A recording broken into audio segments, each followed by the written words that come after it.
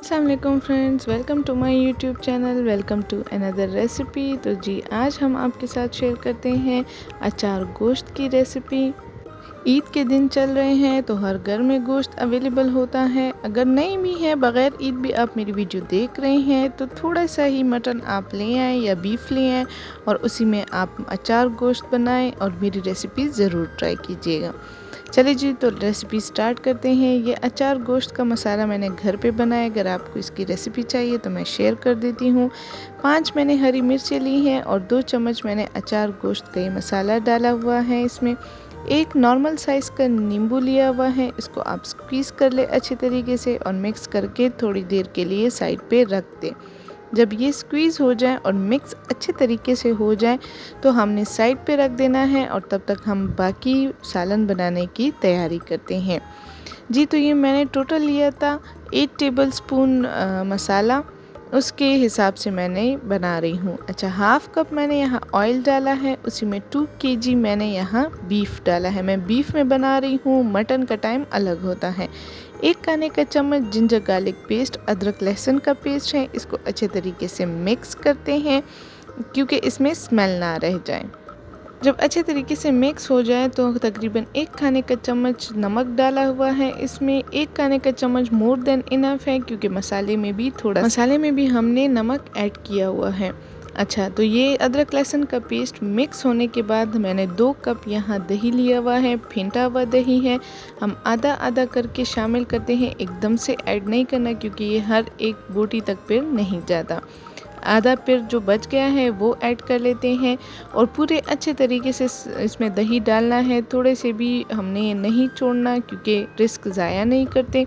जो चीज़ के लिए आया है उसी में पूरे तरीके से ऐड करते होते हैं।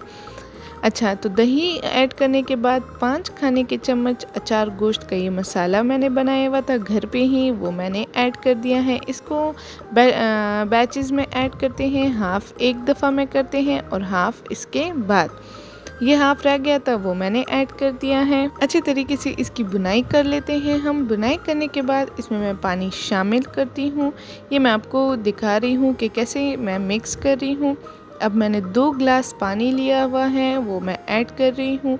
2 ग्लास पानी लेने के बाद हम क्या करते हैं, यहाँ आंच बहुत तेज़ है, इसको धीमी आंच पे ही हमने पकाना है। 2 ग्लास पानी के बाद ये मैं देख रही हूँ कि पानी ठीक है, तो इतना ही आपने पानी रखना है और तकरीबन 1 घंटे तक मीडियम टू लो फ्लेम रखना है।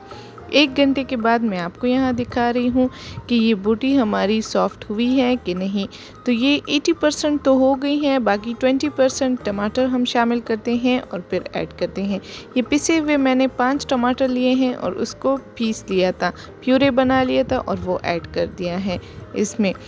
अब ये टमाटर ऐड करने के बाद हम ढक्कन रख देते हैं तकरीबन 15 मिनट के लिए, ताकि गोश्त जो 20% रह गए हैं वो गल जाए। 15 मिनट के बाद जितनी ये ग्रेवी रह गई है ये भी बिल्कुल ठीक है और अच्छे तरीके से बहुत प्यारा टेस्ट इसमें आ गया है। तो ये मैंने जो मिर्चें जिस फिल किए हुए थे मसाले से और उसको साइड पे रखा था, एंड में वो ऐड करते हैं और ढक्कन रख देते हैं। ढक्कन रखने के बाद चूल्हा बंद कर लेते हैं। तो जी, ये मज़ेदार सी रेसिपी हमारी तैयार हो गई है। यहाँ मैं आपको चेक करके दिखा रही हूँ कि कितना ही मुलायम ये हमारे पास बना है। हर एक बोटी बहुत अच्छी तरीके से सॉफ्ट हुई है। तो मेरी रेसिपी को ज़रूर ट्राई कीजिएगा, इसको शेयर कीजिएगा अपने प्यारों के साथ, दोस्तों के साथ, फैमिली मेम्बर के साथ।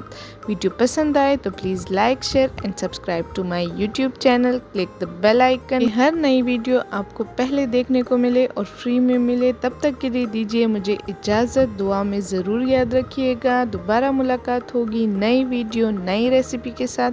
थैंक यू एंड अल्लाह हाफिज़। अपना बहुत सारा ख्याल रखिएगा।